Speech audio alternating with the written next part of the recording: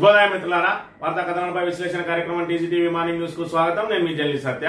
ముందుగా రాష్ట్రంలో జరుగుతున్న రాజకీయ పరిణామాలను కనుక పరిశీలించినట్లయితే కాళేశ్వరం కమిషన్ మీద ఏదైతే మరి ఇక్కడ అసెంబ్లీలో చర్చ జరిగి ఆ తర్వాత సిబిఐకి అప్పగించిందో మరి ఇక్కడ తూచ్ మేము పీసీ ఘోష్ కమిషన్ మీద కాదు ఎన్డీఎస్ఏ రిపోర్ట్ ఆధారంగానే మరి ఇక్కడ సిబిఐకి ఎంక్వైరీకి ఆదేశించినామని చెప్తున్న మరి ప్రభుత్వం తీరు చూస్తా ఉంటే మరి ఇప్పటి వరకు ఈ పీసీ ఘోష్ కమిషన్ ని ఎందుకు వేసినట్టు, దాని ద్వారా ఏం సాధించినట్టు అనే మరి ఇక్కడ కొత్త ప్రశ్నలు ఉత్పన్నమవుతా ఉన్నాయి. ఏదైతే పీసీ ఘోష్ కమిషన్ నివేదికను మరి ఇక్కడ దాన్ని రద్దు చేయాలని ఈ బీఆర్ఎస్ తెలంగాణ తొలి ముఖ్యమంత్రి కేసీఆర్ అదేవిధంగా హరీష్ రావులు ఇద్దరు కూడా వేర్వేరుగా హైకోర్టులో పిటిషన్ దాఖలు చేస్తే దాని మీద విచారిస్తున్న మరి ఇక్కడ ఏదైతే హైకోర్టు ధర్మాసనం దాని మీద ఏదైతే పీసీ ఘోష్ కమిషన్ నివేదిక ఆధారంగా చర్యలు తీసుకుంటారా అంటే లేదు మేము ఎన్డీఎస్ఏ ఆధారంగానే పోతామని చెప్పడాన్ని బట్టి చూస్తా ఉంటే ఇప్పటి వరకు ఏదైతే పీసీ ఘోష్ నివేదిక చెత్తబుట్టలో వేయడానికి తప్ప దేనికి పనికిరాదని చెప్పి బీఆర్ఎస్ ఏదైతే వాదిస్తా ఉందో అది నిజమని చెప్పేట్టుగా ఉన్నది. ఈ రోజు చూసుకున్నట్టయితే మరి ప్రభుత్వ మరి అలా ఇచ్చిన సమాధానాన్ని బట్టి తెలుస్తా ఉన్నది.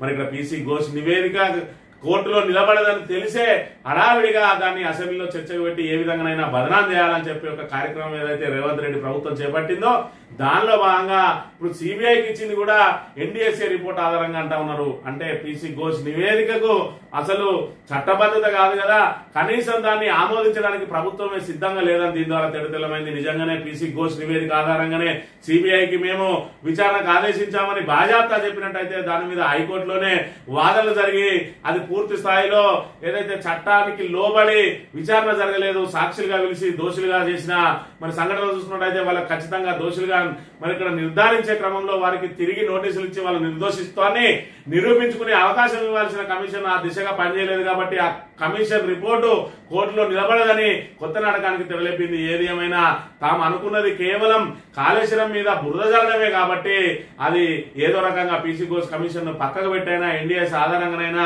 ఏదో చేసి సిబిఐకి ఇచ్చి కాళేశ్వరం కూలిందని ఇంకా 2-3 సంవత్సరాలు ఇదే విధంగా గడపాలని ప్రయత్నం చేస్తా ఉన్నది. మరోవైపు చూసుకున్నట్టయితే మేధావులందరూ కూడా దాని మీద విచారణ తర్వాత దాని మీద నీ చర్యల తర్వాత నువ్వేం చేసుకుంటావు చేసుకో, ముందు కాళేశ్వరాన్ని ఎందుకు మరమ్మతులు చేపట్టడం లేదు అని చెప్పే కొత్త ప్రశ్నలు ఇప్పుడు ఉత్పన్నమవుతా ఉన్నాయి. మరి ఇక్కడ తీవ్రంగా వ్యతిరేకత కూడా ప్రారంభమైంది. రైతులందరూ కూడా మరి ఇక్కడ ఏదైతే ఒక విశ్లేషకుడు నిన్నటి రోజున టీవీ ముఖంగా చెప్పిండు, తనకు ఒక రైతు ఫోన్ చేసి మరి ఇక్కడ కాళేశ్వరం పరిస్థితి ఏందా అక్కడ అంటే కాళేశ్వరం పరిస్థితి ఉన్నది, అది మరి ఇక్కడ ఏదైతే దానిలో అవినీతి జరిగిందా జరగలేదనేది తర్వాత ముచ్చట.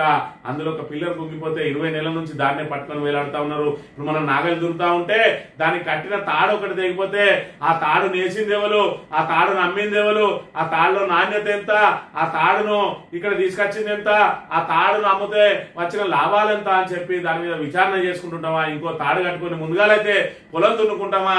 మరి ఇవన్నీ విడిచిపెట్టి ఇవాళ ప్రభుత్వం కేవలం మరి ఇక్కడ బీఆర్ఎస్ ను బదనాం చేయడానికి అక్కడ ఆ ప్రాజెక్టునంతా కూడా నిర్వీర్యం చేసే ప్రయత్నం చేస్తా ఉన్నది. దీని మీద ఖచ్చితంగా రైతులందరూ తిరగబడే రోజు వస్తుందని చెప్పి హెచ్చరికలు జారీ చేస్తున్న పరిస్థితిని కూడా మనం ఇక్కడ చూడాలి. మరోవైపు చూసుకున్నట్లయితే రేవంత్ రెడ్డి పరిస్థితి ఏ విధంగా ఉన్నదంటే ఒకవైపు బీఆర్ఎస్ ని పెట్టడానికి నానా తంటాలు పడి మరి అవాసు పాలవుతా ఉంటే మరోవైపు చూసుకుంటా ఉంటే ఆయన సొంత పార్టీకి సంబంధించిన వాళ్ళే ఆయన పక్కకు జరిగితే సీటు లాగేసుకోవడానికి ప్రయత్నం చేస్తా ఉన్నారట. నిన్న రోజున పాపం ఆయన మరి ఇక్కడ ఆయన స్వయంగా ఆయన సంచలన వ్యాఖ్యలు చేసిండు, ఆవేదన వ్యక్తం చేసిండు.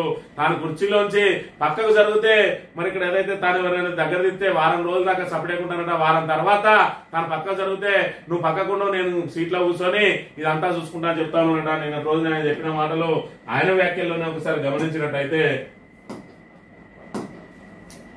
మొదటి వారం లోపలికి రాణిస్తే రెండో వారంలో మనం కాసేపు అలా జరిగి ఇలా పోతే ఆ కుర్చీలో కూర్చొని నేను నడతాలే అనే వాళ్ళు ఉన్నారు. ఇది పాపం రేవంత్ రెడ్డి పరిస్థితి దుస్థితి ఏ విధంగా ఉన్నదంటే మరి ఇక్కడ నువ్వు పక్కకు జరుగు నేను జరుపుతా చూపిస్తా అంటా ఉన్నారట. పాపం ఈయన కుర్చీని కాపాడుకోవాలి, 2 కళ్ళ సిద్ధాంతం తొడిపోతాడు. ఆయన గురువు ఏదైతే చంద్రబాబు నాయుడు ఉన్నాడో తెలంగాణ విషయంలో మరి 2 కళ్ళ సిద్ధాంతాన్ని అనుసరించిండు. ఒకవైపు ఒక కన్ను ఆంధ్ర, ఒకవైపు తెలంగాణ అని చెప్పి ఒకవైపు లేఖలు ఇస్తాడు, ఒకవైపు శ్రీకృష్ణ కమిషన్ కు పోయి మరి తెలంగాణ ఇయ్యద్దానంటాడు. తెలంగాణలో తెలంగాణ పాట పాడతాడు, ఆంధ్ర పోతే ఆంధ్ర పాట పాడతాడు. చివరికి మరి ఇక్కడ తెలంగాణ మరి ఏదైతే పోరాడి సాధించుకున్నామో ఇక్కడ నుంచి పెట్టాబేడా సర్దుకొని వెళ్లిపోక తప్పని దుస్థితి ఏర్పడ్డది. ఆయనకు మరి ఇవాళ చూసుకున్నట్టయితే ఆయన శిష్యుడైన రేవంత్ రెడ్డి కూడా రెండు కళ్ళ సిద్ధాంతంతో పోతా ఉన్నాడు. ఒకటేమో రాహుల్ గాంధీ, ఒక కన్ను ఇంకో కన్ను చూసుకున్నట్టయితే నరేంద్ర మోడీ. ఇప్పుడు ఇద్దరిని సంతృప్తి పరచాల్సిన పరిస్థితి ఉన్నది. ఎందుకంటే మరి ఆయన సీటు కోసం ఎదురు చూస్తున్న వాళ్ళు ఎవరైతే ఉన్నారో వాళ్ళు ఎప్పుడు సీటు లాగేసుకుంటారో తెలియదు. కాబట్టి ఆ సీటు కనుక లాగేసుకోవడానికి అధిష్టానం కనుక మరి ఆమోదం తెలిపితే వెంటనే ఇంకొక కన్ను దగ్గరికి పోయి తన సీటును కాపాడుకోవాలని ప్రయత్నం చేస్తారు. కాబట్టి పాపం ఆయనే రెండు పడవల మీద ఊరేగుతున్న దుస్థితి. దానిలో భాగంగానే ఇప్పుడు ఈ రోజున సిబిఐకి అప్పగించిండు. సిబిఐకి అప్పగించిన విషయంగా కేవలం బీఆర్ఎస్ ను బదనాం చేయడమే తప్ప బీఆర్ఎస్ ను వెంట్రుగా కూడా వీకలేరు అని చెప్పి మరి విశ్లేషకులే బహిరంగంగా చెప్తున్న పరిస్థితిని మనం ఇక్కడ ప్రధానంగా గమనించవచ్చు. ఇక నమస్తే తెలంగాణ వార్తా కథనాలను కనుక పరిశీలించినట్లయితే ఇది కాదా కాళేశ్వరం, ఇదే కదా కాళేశ్వరం అని చెప్పి మరి ఇక్కడ కాళేశ్వరం ప్రాజెక్టుకు సంబంధించి ఇక్కడ ఏదైతే మరి రంగనాయక సాగర్ వద్ద, సిద్దిపేట జిల్లా రంగనాయక సాగర్ వద్ద జల కళల ఉట్టిపడుతున్నటువంటి మరి రంగనాయక సాగర్ ఏ నీళ్లతోటి నిండింది? ఇలా కాళేశ్వరం కనెక్టివిటీ తోటి కాదా ఇది నిండింది? ఇది కాదా కాళేశ్వరం ప్రాజెక్ట్ అంటే? కాళేశ్వరం అంటే ఓన్లీ మేడిగడ్డ మాత్రమే అనుకుంటా ఉన్నారు. కాళేశ్వరం అంటే 3 బ్యారేజీలు, 19 రిజర్వాయర్లు, 19 సబ్ స్టేషన్లు, అదే విధంగా మరి ఇక్కడ ఏదైతే ఉన్నదో 203 కిలోమీటర్ల టన్నెలు, 1500 కిలోమీటర్ల గ్రావిటీ కెనాలు, వీటన్నిటిని వదిలేసి కేవలం మేడిగడ్డ ఒక పిల్లర్ గుమ్మితే మొత్తం కాళేశ్వరమే కుప్పగూలిందని ప్రచారం చేస్తున్న వాళ్ళు కళ్ళప్పగించి చూడాలి. ఇది కాదా కాళేశ్వరం, ఇవి కావా కాళేశ్వరం నీళ్లు అని చెప్పి పెద్ద ఎత్తున బీఆర్ఎస్ నాయకులు రైతులతో కలిసి మరి ఇక్కడ ప్రదర్శనలు చేస్తున్న పరిస్థితిని మనం ఇక్కడ ప్రధానంగా గమనించాలి. ఇక ఘోష్ నివేదిక ఆధారంగా సిబిఐ దర్యాప్తు చేయొద్దు, కమిషన్ రిపోర్ట్ పై చర్యలు అమలు ఆపండి, రాష్ట్ర ప్రభుత్వానికి హైకోర్టు మధ్యంతర ఉత్తర్వులు. ఎన్డీఎస్ఏ నివేదిక ఆధారంగానే సిబిఐ దర్యాప్తు. న్యాయస్థానానికి వెల్లడించిన అడ్వకేట్ జనరల్ పిటిషన్ల ప్రతిష్టకు భంగం వాటిల్లబోదన్న మీ హామీకి భిన్నంగా జరిగితే కోర్టు పరిధిలోకి వస్తుంది. రాష్ట్ర ప్రభుత్వానికి హైకోర్టు ధర్మాసనం హెచ్చరిక. కేసీఆర్, హరీష్ రావు పిటిషన్లపై వాడివేడిగా వాదనలు. తదుపరి విచారణ అక్టోబర్ 7కు వాయిదా. ఇక్కడ ఒక విచిత్రమైన సంఘటన కనుక మనం చూసుకున్నట్టయితే పీసీ ఘోష్ కమిషన్ పేరున ఏదైతే నివేదిక ఇచ్చిందో ఆ నివేదికను 60 పేజీల నివేదికను ముందుగా బయటపెట్టి బీఆర్ఎస్ ను బదనాం చేయడానికి కుట్రవాణి రేవంత్ రెడ్డి. అది ఆశించిన ఫలితం లభించలేదు. దాంతో ఏదైతే ఈ చెత్త రిపోర్టు ద్వారా తమ ప్రతిష్టకు భంగం కలిగించే ప్రయత్నం చేస్తా ఉన్నారని చెప్పి మరి కోర్టుకు వెళ్ళిండ్రో. కోర్టు మరి ఇక్కడ మీ అఫిడవిట్ దాఖలు చేయండి అని అంటే మరి హడావిడిగా అసెంబ్లీని ఆదివారం రోజు అర్ధరాత్రి వరకు నిర్వహించిండ్రు. మరి పోనీ దాన్ని నిర్వహించిన వాళ్ళు ఏదైనా రాష్ట్ర ప్రభుత్వానికి సంబంధించిన దర్యాప్తు సంస్థ ద్వారా దర్యాప్తు చేస్తామని చెప్పుకున్నారా అంటే లేదు, మేము సిబిఐకి అప్పగిస్తాను అన్నాడు. మొన్నటి దాకా సిబిఐ అంటే మరి బీజేపీ జేబు సంస్థ అన్నాడు. ముందుగా రోజే ఏదైతే అసెంబ్లీలో తీర్మానం చేసే రోజే, దానికంటే ముందు రోజే సురవరం సుధాకర్ రెడ్డి సంస్మరణ సభలో సిబిఐ, ఈడీ, ఐటీ ఇవన్నీ కూడా బీజేపీ జేబు సంస్థలు అన్నాడు. మరి బీజేపీ జేబు సంస్థకు సంబంధించి ఇవాళ కాళేశ్వరం ప్రాజెక్టును సంబంధించిన కమిషన్ ఎందుకు దాని మీద విచారణ చేయమని మరి బీజేపీ జేబు సంస్థకి ఇచ్చిండు అని అంటే కాంగ్రెస్ వాళ్ళ దగ్గర సమాధానం లేదు. మరోవైపు చూసుకున్నట్టయితే హడావిడిగా పెట్టి సిబిఐకి అప్పగించిన తర్వాత ఇప్పుడు కోర్టులో జరుగుతున్నదని మరి ఇక్కడ సిబిఐ దర్యాప్తు ఆధారంగా సిబిఐ దర్యాప్తును పీసీ ఘోష్ నివేదిక ఆధారంగానే మీరు దర్యాప్తు చేయబోతా ఉన్నారంటే లేదు లేదు, పీసీ ఘోష్ నివేదిక కాదు, మేము ఎన్డీఎస్సీ ఆధారంగా అంటా ఉన్నారు. పీసీ ఘోష్ నివేదిక 665 పేజీలు, 115 మంది సాక్షులను విచారించి అధికారులను విచారించి దానిలో ఎవరెవరు దోషులో తేల్చిందని చెప్తున్న ప్రభుత్వం ఎందుకు పీసీ ఘోష్ నివేదిక ఆధారంగా సిబిఐ దర్యాప్తు కోరతలేదు అనేది ఇవాళ ప్రజలకు సమాధానం చెప్పాలి. అంటే పీసీ ఘోష్ నివేదిక అనేది తప్పుల తడక అని ప్రభుత్వం కూడా ఒప్పుకుంటున్నదా? మరి ఇక్కడ ఏదైతే సిబిఐ దర్యాప్తుకు పీసీ ఘోష్ నివేదిక ద్వారా వెళ్తే అది ముందుకు సాగది, ఖచ్చితంగా అది కోర్టులో కొట్టుడు పోయే ప్రమాదం ఉన్నదని చెప్పి ముందే తెలిసిందా? మరి అక్కడికి రాని నివేదికను బట్టి ఎందుకు ఒక రోజంతా అసెంబ్లీలో చర్చించిండ్రు? ఎందుకు బీఆర్ఎస్ ను బదనాం చేయాలని బీఆర్ఎస్ నాయకుడిని, అదేవిధంగా తెలంగాణ తొలి ముఖ్యమంత్రి కేసీఆర్ ను, మరి ఇక్కడ మంత్రి హరీష్ రావును ఎందుకు బదనాం చేయడానికి కుట్ర పన్నిండ్రు? ఇంత చేసి కొండందా వేలుకను పట్టినట్టు దాన్ని తీసి చెత్తబుట్టలో వేసిండ్రు. ఏదైతే బీఆర్ఎస్ నాయకులు ముందే చెత్తబుట్టలో వేస్తే ఈ రోజు హైకోర్టు సాక్షిగా మరి ఇక్కడ ప్రభుత్వం కూడా పీసీ ఘోష్ నివేదికను మరి చెత్తబుట్టలో వేసి ఎన్డీఎస్ఏ రిపోర్టు ద్వారానే మేము పోతామని చెప్తా ఉన్నది. అని అంటే పీసీ ఘోష్ కమిషన్ నివేదిక అది పూర్తిగా తప్పుల తడక అని చెప్పి ప్రభుత్వమే ఒప్పుకుంటున్న పరిస్థితిని ఇవాళ మనం ప్రధానంగా చూడవచ్చు. కాళేశ్వరం ప్రాజెక్టు వ్యవహారంపై సుప్రీంకోర్టు రిటైర్డ్ న్యాయమూర్తి జస్టిస్ పీసీ ఘోష్ నేతృత్వంలో రాష్ట్ర ప్రభుత్వం ఏర్పాటు చేసిన ఏకసభ్య కమిషన్ ఇచ్చిన నివేదిక ఆధారంగా మాజీ సీఎం కేసీఆర్, మాజీ మంత్రి టి హరీష్ రావుపై ఎలాంటి చర్యలు తీసుకోవాలని రాష్ట్ర ప్రభుత్వానికి హైకోర్టు ఆదేశాలు జారీ చేసింది. జస్టిస్ పిసి ఘోష్ కమిషన్ నివేదిక ఆధారంగా కేంద్ర సంస్థ సిబిఐ కూడా దర్యాప్తు చేయరాదని మధ్యంతర ఉత్తర్వులు జారీ చేసింది. ఈలోగా ప్రభుత్వం తమ వాదనలతో కౌంటర్ పిటిషన్లు దాఖలు చేయాలని నోటీస్ ఇచ్చింది. తదుపరి విచారణ అక్టోబర్ 7వ తేదీకి వాయిదా వేసింది. మరి ఇదంతా ముందే తెలుసు. ఆ కమిషన్ కు మరి ఆ నివేదికకు చట్టబద్ధత లేదు. ఆ నివేదిక మరి ఏదైతే కావాల్సిన రీతిలో అది విచారణ జరపలేదు.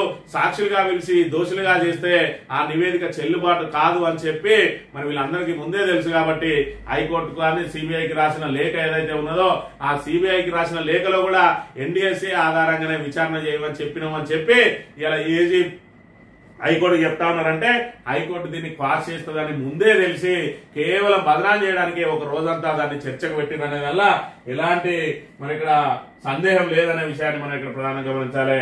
నిన్నటి రోజున రేవంత్ రెడ్డి గారు చెప్తా ఉన్నారు, రాజశేఖర్ రెడ్డి ప్రారంభించినటువంటి ప్రాణహిత చేవెళ్లే ప్రాజెక్టు లో మరి ఇక్కడ ఖచ్చితంగా తుమ్మిడిరెడ్డి దగ్గర మేము ప్రాజెక్టు కట్టి తీరుతాం, అక్కడి నుంచి అయితే డైరెక్ట్ గ్రావిటీ ద్వారా వస్తుంది అంటా ఉన్నాడు. మరి ఇక్కడ ప్రాణహిత గ్రావిటీ ఉత్త గారడే, తమ్మిడిరెడ్డి నుంచి ప్రాణహిత వరకు నీటి తరలింపు కష్టమే. తమ్మిడిరెడ్డి ఎల్లంపల్లి మధ్య 2 లిఫ్ట్లు అవసరం. మొత్తంగా 48 మీటర్ల ఎత్తుపోయాల్సిందే. తమ్మిడిరెడ్డి వద్ద బరాజు నిర్మాణం కష్టమే. 6.4 కిలోమీటర్ల పొడవుతో నిర్వహణ భారం. ప్రతికూల పరిస్థితులు, సాంకేతిక సవాళ్లు అనేకం. అక్కడ పర్యావరణ అనుమతులు కష్టసాధ్యం. ఎస్ఎల్బిసి ప్రాజెక్టే ఇందుకు సజీవ సాక్ష్యం అని చెప్పి మరి ఇక్కడ ఏది ఏమైనా అంటే మట్టడు పోయలేకున్నా కూడా మాటలతోటే కోటలు కడతా ఉన్నాడు రేవంత్ రెడ్డి. వాళ్ళు చూసుకుంటే ఎస్ఎల్బిసిని నిర్మాణం పూర్తి చేసి తీరుతామంటా ఉన్నాడు.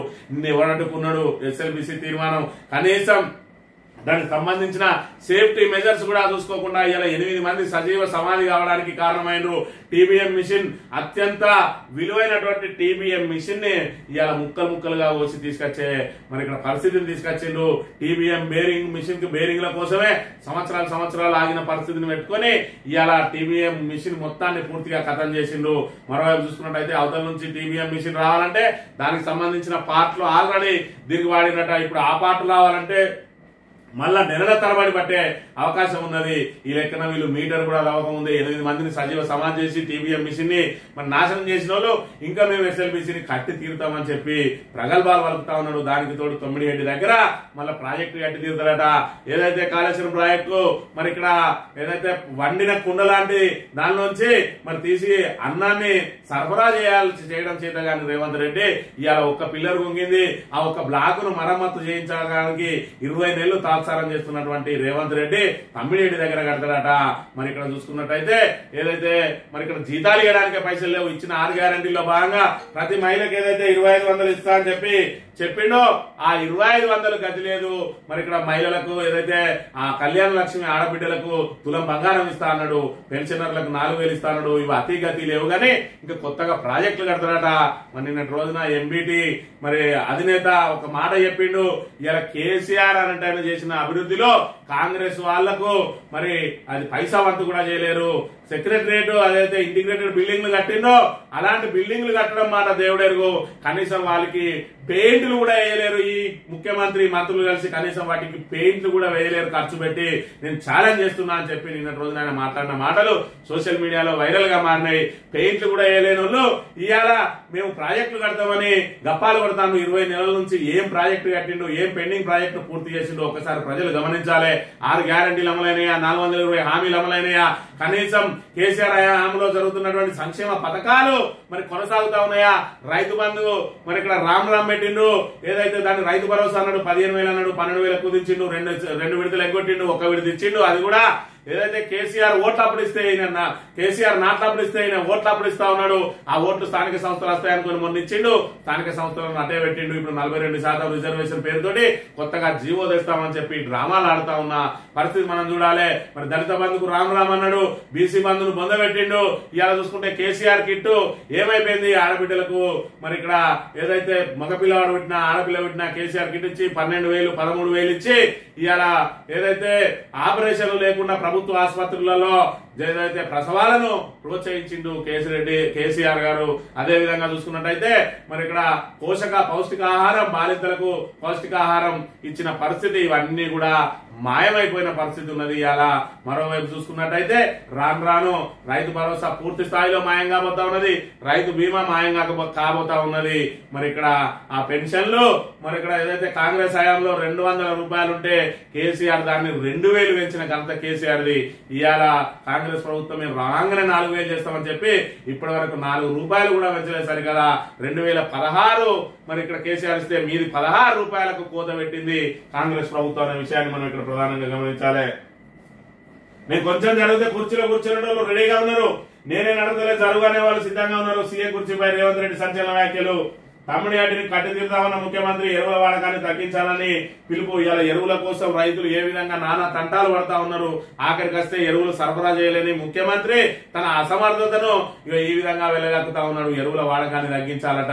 మరి ఇక్కడ నీకు సరైన సమయంలో వాళ్ళకు సరిపడా ఎరువుల నిల్వ ఉంచుకోవడంలో చేతగాని ముఖ్యమంత్రి దాని మీద కనీసం సమీక్ష చేయకుండా అసలు మనకు ఒక సీజన్ కు ఎంత ఎరువులు అవసరం పడుతుంది, ప్రస్తుతం మన దగ్గర ఎంత నిల్వ ఉన్నది, బఫర్ స్టాక్ కూడా అయిపోతున్న వేళ మరి కేంద్రం మీద ఒత్తిడి తీసుకొచ్చి ఇతర రాష్ట్రాలలో మిగులుగా ఉన్నటువంటి యూరియాను కూడా దాన్ని ఇక్కడికి తరలించి మరి రైతుల అవసరాలకు అనుగుణంగా యూరియాను సరఫరా చేయాల్సిన ముఖ్యమంత్రి ఇవాళ ఏదైతే మాటలతోటి వాళ్ళన్ని బీఆర్ఎస్ వాళ్ళే చేయిస్తానని చెప్పి ఇప్పటి వరకు బుకాయించి ఇక బుకాయించడానికి అవకాశం లేని సమయంలో ఎరువుల వాడకాన్ని తగ్గించాలని చెప్తున్న దుస్థితి నెలకొన్నది. ఈ రోజు బీఆర్ఎస్ నుంచి కవిత సస్పెన్షన్, పార్టీ వ్యతిరేక కార్యకలాపాలకు పాల్పడుతున్నందుకు చర్య నిర్ణయం తీసుకున్న బీఆర్ఎస్ అధినేత కేసీఆర్ ఇవాళ మరి ఇక్కడ ఏదైతే శూర్పణఖలాగా లాగిందో బీఆర్ఎస్ పార్టీకి మరి కాంగ్రెస్ చేతిలో మరి ఇక్కడ పావుగా మారి ఇవాళ బీఆర్ఎస్ కు వ్యతిరేకంగా ఏదైతే వ్యాఖ్యలు చేస్తా ఉన్నదో వైఎస్ షర్మిల ఏ విధంగా అయితే మరి ఇక్కడ తయారైందో ఇక్కడ కవిత పరిస్థితి కూడా అదే విధంగా తయారైంది. ఇవాళ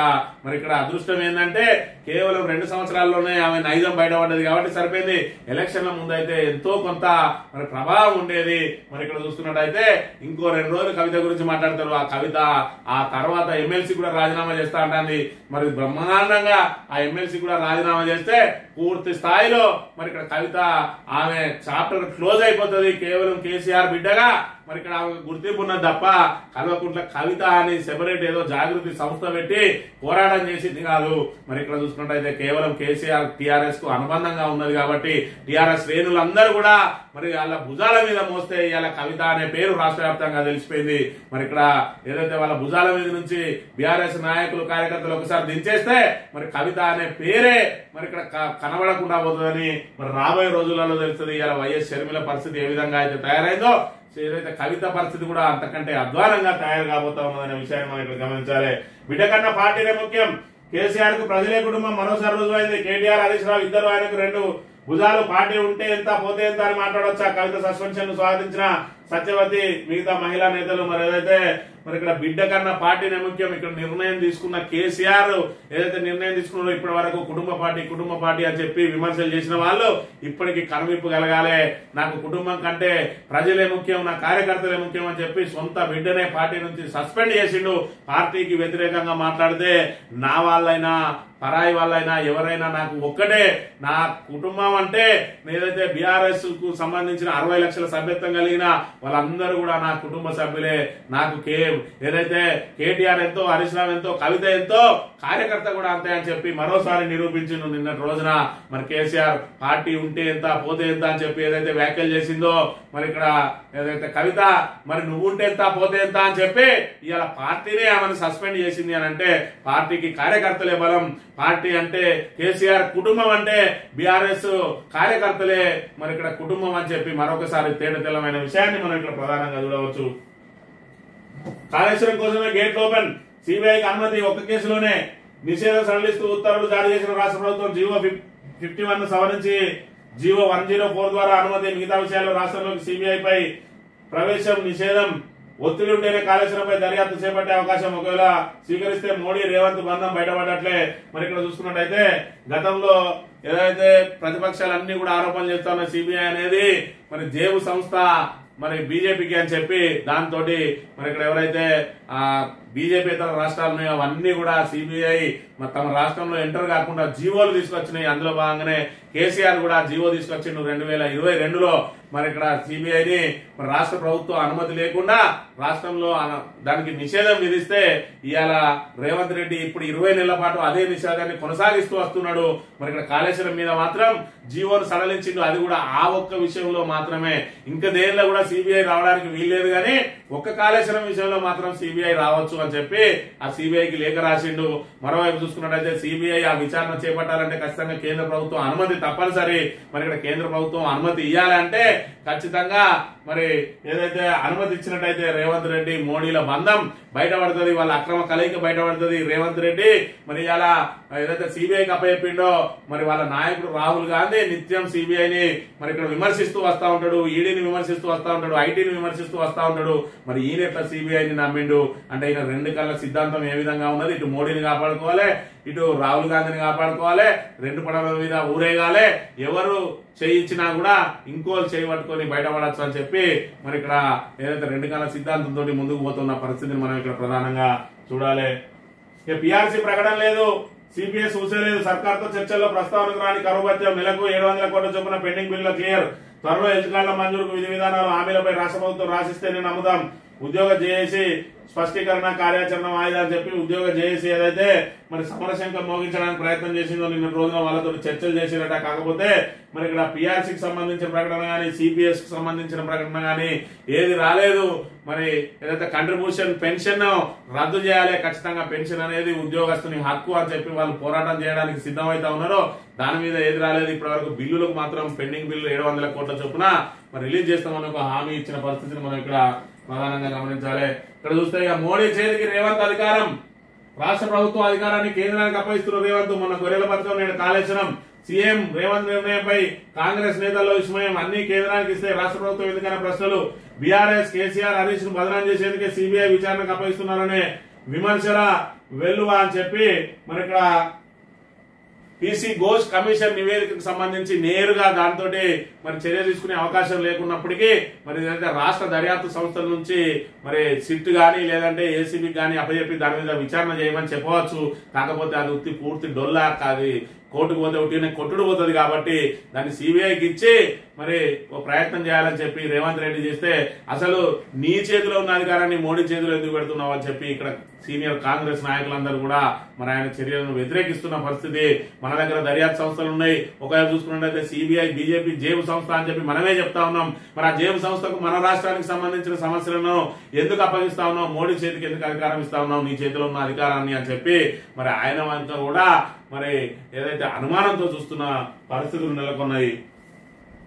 3 రోజులు భారీ వర్షాలు, బంగాళాఖాతంలో మరో అల్పపీడనం నేడు తీరం దాటే అవకాశం అని చెప్పి మళ్ళీ మరి ఇక్కడ వర్షాలు ఊపందుకుంటాయని చెప్పి చెప్తున్న పరిస్థితి. ఇక కాళేశ్వరంపై సిబిఐతో దర్యాప్తు చేయండి, కేంద్ర హోంశాఖకు రాష్ట్ర ప్రభుత్వం లేక ఎన్డీఎస్సీ నివేదిక ఆధారంగానే దర్యాప్తునకు సిఫారసు నోటిఫికేషన్ విడుదల. ఇక్కడనే అసలు లిటిగేషన్ ఉన్నది. మరి ఇక్కడ బదనాం చేయడానికేమో పీసీ ఘోష్ నివేదికను పెట్టిండ్రు. మరి పీసీ ఘోష్ నివేదిక మీద మరి ఇక్కడ పూర్తి స్థాయిలో చర్చ జరుగుతుంది. ఆ నివేదిక ఆధారంగానే సిబిఐకి మరి ఇక్కడ అప్పగిస్తున్నాం అని చెప్పి అసెంబ్లీలో ప్రకటన చేస్తారు. ఇవాళ నోటిఫికేషన్ మాత్రం ఎన్డీఎస్సీ ఆధారంగా చేయమంటాడు. అంటే పీసీ ఘోష్ కమిషన్ నివేదిక చెత్త బుట్టలో వేయడానికి తప్ప దేనికి పనికి రాదని చెప్పి బీఆర్ఎస్ ఏదైతే చెప్తా ఉన్నదో అదే నిజమని చెప్పి ఇవాళ ప్రభుత్వం కూడా దాన్ని చెత్తబుట్టలో వేయడానికే వాడింది. దాన్ని ఆధారంగా ఎలాంటి చర్యలు కాదు కదా, కనీసం దర్యాప్తు కూడా చేయడానికి వీల్లేదు అని అంటే అసలు ఎందుకు వేసిరు పీసీ ఘోష్ కమిషన్ నివేదిక అంటే కేవలం ఆయన పీసీసీ ఏదైతే ఇచ్చినాయో ఆ కాగితాలు అందబెట్టి ఆ ఒక నివేదిక రూపంలో ఇస్తే దాన్ని మళ్ళీ వీళ్ళు అసెంబ్లీలో చదివి బదనాం చేసి ఆ పేపర్ తీసి చెత్తబుట్టలో వేసిరు. అందుకు తప్ప దేనికి పనికిరాదు పీసీ ఘోష్ నివేదిక అనే విషయాన్ని మనం ఇక్కడ గమనించాలి. ఇక యూరియా కష్టాలు చూసుకున్నట్టయితే రైతాంగం ఇప్పటి వరకు మరి ఇక్కడ బుకాయించి వస్తున్న మంత్రులు గాని ముఖ్యమంత్రి గాని కన్ను తెరిచి చూడాలి. ప్రతి నియోజకవర్గంలో ఇదే పరిస్థితి ఉన్నది. మంత్రి లాంటి నియోజకవర్గంలో అయితే ఎరువుల కోసం నానా తంటాలు పడుతున్న దుస్థితి ఉన్నది. ఇక్కడ చూసుకున్నట్టయితే ఎరువుల కోసం బారులు తీసి చివరకు ఇక్కడ సొమ్మసిల్లిపోతా ఉన్నారు. రాజన్న సిరిసిల్ల జిల్లా గంభీరావుపేటలో యూరియా కోసం నిలబడి క్యూలోనే సొమ్మసిల్లిన రైతు మరి ఇక్కడ పెండల మల్లయ్యట. ఇక్కడ చూస్తే ఏ విధంగా మరి ఇక్కడ యూరియా కోసం బారులు రైతులు ఎక్కడ ఉండాలి. ఈ రోజు మరి ఎప్పుడైతే మన ఉమ్మడి ఆంధ్రప్రదేశ్ లో ఎప్పుడు కరెంట్ వస్తుందో ఎప్పుడు కరెంట్ పోతుందో తెలియని పరిస్థితులలో రైతులు మరి ఇక్కడ పొలాల కాడ అర్ధరాత్రిళ్ళు చీకటితోటి రాక అక్కడనే వెయిట్ చేసి మరి ఇక్కడ పాము కాడుకు కరెంటు శాఖలకు గురయ్యేది. అదే తెలంగాణ ప్రభుత్వం వచ్చిన తర్వాత నా రైతు ఆఫీస్కి వెళ్ళినట్టు వెళ్ళాలి, ఆయనకు నచ్చిన సమయంలో మోటార్ వేసుకోవాలని చెప్పి 24 గంటల ఉచిత విద్యుత్ అందించిన ఘనత కేసీఆర్ది.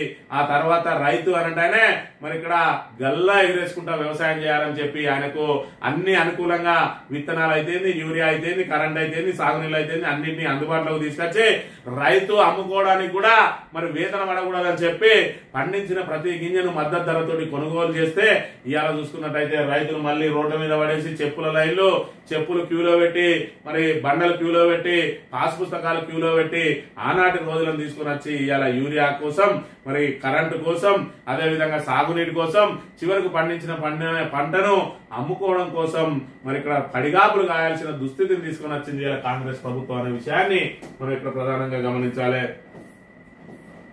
కవిత సస్పెన్షన్, బీఆర్ఎస్ అధినేత కేసీఆర్ నిర్ణయం ప్రకటన విడుదల చేసిన పార్టీ నేతలు ఇక కవిత కొత్త పార్టీ పెట్టుకుని తెలంగాణ జాగృతి అని మరి ఆమె ఏం ఊరేగుతుందో, ఆమె ఏం కోరుకున్నదో, మరి కేసీఆర్ బిడ్డగా ఆమెకున్న విలువ మరి ప్రతి బీఆర్ఎస్ కార్యకర్త కూడా తమ సొంత ఇంటి ఆడబిడ్డలాగా చూసుకుంటే ఇలా పార్టీ ఉంటే ఎంత పోతే ఎంత అని చెప్పి ఏదైతే మాటలు మాట్లాడిందో ఇలా కవిత ఉంటే ఎంత పోతే ఎంత అని చెప్పి ప్రతి కార్యకర్త కూడా ఆమె ఆనవాళ్ళు లేకుండా ఇంట్లో కవిత చిత్రపటాలున్నా మరి ఏదైనా ఫోటోలున్నా చించి బయట వారేస్తున్న పరిస్థితి ఈ రోజు తెలంగాణలో నెలకొన్నది. ఇలా కావాలని మరి ఇక్కడ కొని తెచ్చుకున్నది ఈ పరిస్థితి.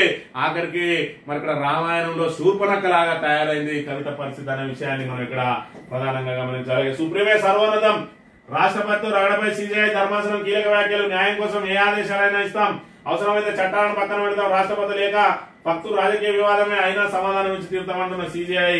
మరి ఇక్కడ ఇటు రాజ్యాంగ వ్యవస్థకు అదే విధంగా చూసుకున్నట్టయితే ఇటు న్యాయ వ్యవస్థకు మధ్యలో మరి ఇక్కడ వివాదం నెలకొని ఉన్నది.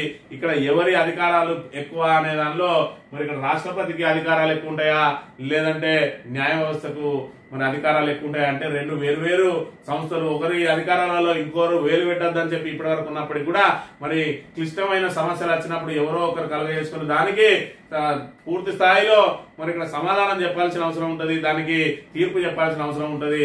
మరి ఇక్కడ నెలల తరబడి మరి వాళ్ళ దగ్గరనే బిల్లులు పెండింగ్ లో పెట్టుకుంటే ఇది రాజ్యాంగ స్ఫూర్తికి విఘాతం కాదా అని చెప్పి మరి ఇక్కడ సుప్రీంకోర్టుకును మరి ఉపరాష్ట్రపతి కార్యాలయాలకు మధ్య వివాదం రగులుతా ఉన్నది. ఇది ఎంత దూరం పోతుందో మనం చూడాలి. ఆంధ్రజ్యోతి విషయానికి వస్తే పుట్టిల్లు బొమ్మంది బీఆర్ఎస్ నుంచి కవితపై సస్పెన్షన్ వేటు, ఆమె పార్టీ వ్యతిరేక చర్యలకు పాల్పడుతున్నారు, కవిత తీరుతెన్నులు పార్టీకి నష్టం కలిగిస్తా ఉన్నాయి, పాపం ఇక వీనికి చేతి నిండా దొరికింది ఆంధ్రజ్యోతికి.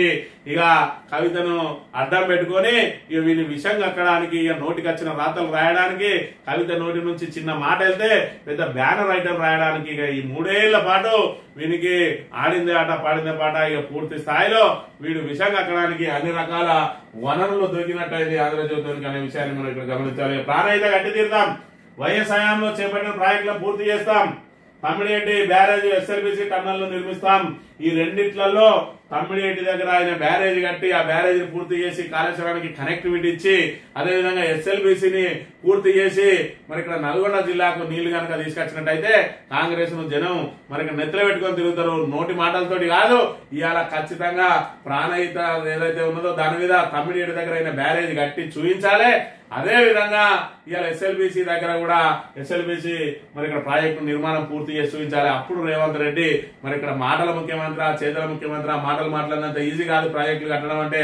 అసలు పర్యావరణ అనుమతులు తీసుకురావడం గానీ మహారాష్ట్రను ఒప్పించడంలో గానీ ఈయన ఏ విధంగా ముందుకు సాగుతారో మనం చూడాలి. కేవలం ఈ రోజు ఏదైతే బురదల బండేసుకుని దాటే మాటలు తప్ప దీనికి దీర్ఘకాలికంగా ఉండదు. ఎందుకంటే ఇవాళ మాట్లాడిన మాటకు రేపు ఆయనే కౌంటర్ ఇచ్చుకుంటాడు, ఆయన మాటలకు ఆయనే. కాబట్టి మరి రేవంత్ రెడ్డి మాటల మీద విశ్వసనీయత తెలంగాణ ప్రజలకు ఏ విధంగా అనలేదు.